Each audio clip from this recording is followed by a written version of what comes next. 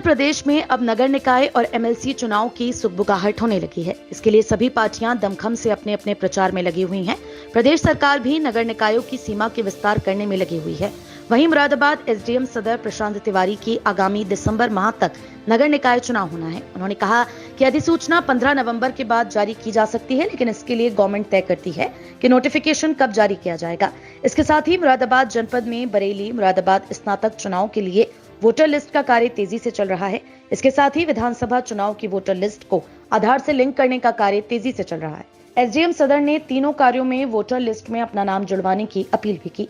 देखिए, इसमें वर्तमान में 3 निर्वाचनों के कार्य चल रहे हैं जो सबसे महत्वपूर्ण एक सीरियल से चलते हैं। सबसे पहले बरेली मुरादाबाद स्नातक निर्वाचन क्षेत्र का है, जिसमें वोटर लिस्ट बन रही है।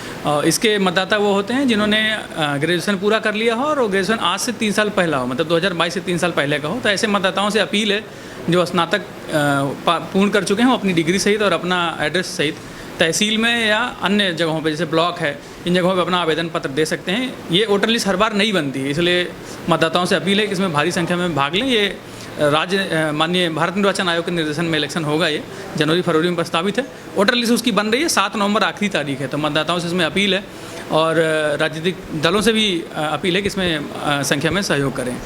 दूसरा जो निर्वाचन चल रहा है आपका, वो नगर निगम और नगर निकाय निर्वाचक नामावलियों का पुनरीक्षण चल रहा है। इस समय मतदाता सूची का रिवीजन हो रहा है। बीएलओ घर घर जाके सर्वे कर रहे हैं। इसमें काफ़ी काम अच्छा हो रहा है। करीब 65 से 70% सर्वे हो चुका है।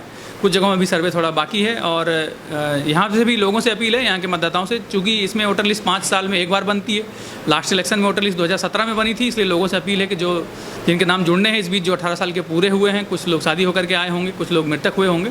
इसमें तीनों तरह की गतिविधियाँ हैं, नाम जोड़ने की भी, नाम विलोपन या डिलीशन की, और अगर किसी के नाम में कोई त्रुटि है तो करेक्शन की भी, उसको भी करा लें। इसका भी समय बहुत नज़दीक है, ताकि इसकी निर्वाचक नामावली का ड्राफ्ट पब्लिकेशन किया जाए।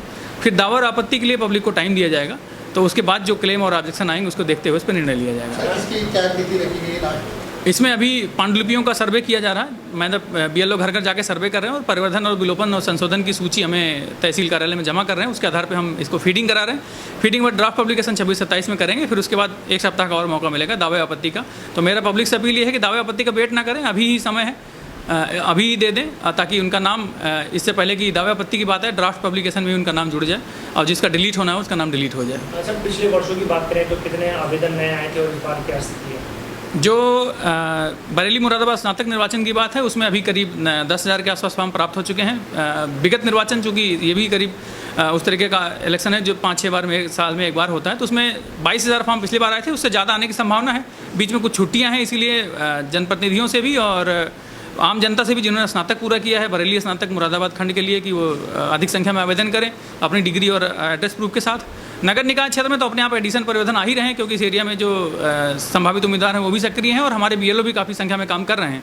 और जो बरेली स्नातक मुरादाबाद, उसमें पदाभिहित अधिकारी के रूप में सभी जिला स्तरीय अधिकारी लगे हुए हैं, जिसमें एसडीएम, तहसीलदार, अपर नगर मजिस्ट्रेट महोदयगण और बहुत सारे बीएसए और डीएस भी इसमें, और अन्य जनपदीय अधिकारी भी लगे हुए हैं। तो इस कार्यक्रम में भी थोड़ी जागरूकता की अपेक्षा है, ताकि फॉर्म अधिक से अधिक संख्या में आए और निर्वाचन में जो भूमिका है वो आगे बढ़ती रहे। एक और निर्वाचन है विधानसभा निर्वाचन का पुनरीक्षण का वोटर लिस्ट का काम नवंबर महीने से शुरू होगा। इसमें एक और काम, जैसा कि आप जानते हैं कि मतदाताओं को आधार से लिंक करने का कार्यक्रम चल रहा है, वो इस समय थोड़ा सा धीमा हुआ है। तो इसमें भी आम जनमानस से अपील है, जिनका नाम निर्वाचक नामावली में है और वो अपना आधार नंबर दे दें। आधार कार्ड देने की जरूरत नहीं है, उनकी पहचान गोपनीय रखी जाएगी। सिर्फ आधार नंबर देंगे तो उसका हम वोटर लिस्ट में लिंक कर लेंगे। उसमें भी उसके शुरू के 8 डिजिट मास्क रखे जाएंगे कि आधार नंबर 12 डिजिट का है, शुरू के 8 डिजिट आपको कोई देखेगा नहीं, मतलब आपकी गोपनीयता बिल्कुल बरकरार रखी जाएगी, ताकि वोटर लिस्ट और शुद्ध और पारदर्शी हो सके।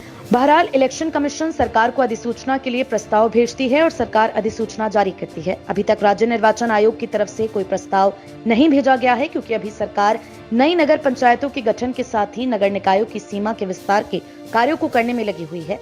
जब सरकार अपना ये कार्य पूर्ण कर लेगी तो उसके बाद राज्य निर्वाचन आयोग उस आधार पर वोटर लिस्ट तैयार करेगा।